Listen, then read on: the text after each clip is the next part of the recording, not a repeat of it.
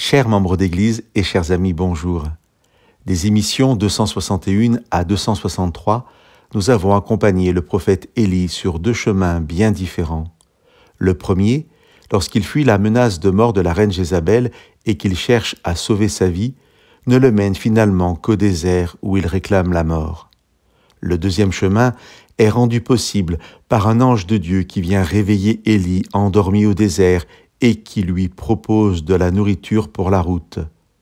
L'ange devra s'y prendre par 2 fois pour ramener Élie sur le chemin, puisqu'après un premier repas, le prophète se rendort. La seconde fois, l'ange lui dit « Lève-toi et mange, car le chemin serait trop long pour toi. » Nous avons vu que ce deuxième chemin permet à Élie d'aller à la montagne de Dieu pour rencontrer Dieu différemment, à travers une voix légère comme un silence. Ce temps sera pour le prophète un temps de reconnaissance de Dieu, un temps de renaissance pour l'homme. Mais ce récit du chapitre 19 du premier livre des rois se termine par un troisième chemin.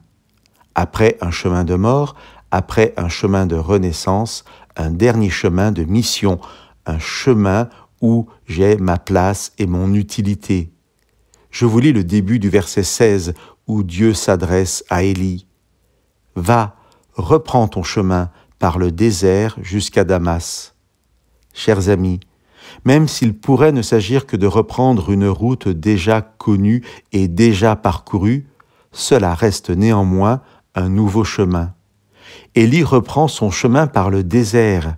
Ce désert, synonyme de dépression et de mort, n'est plus qu'un passage et non un obstacle.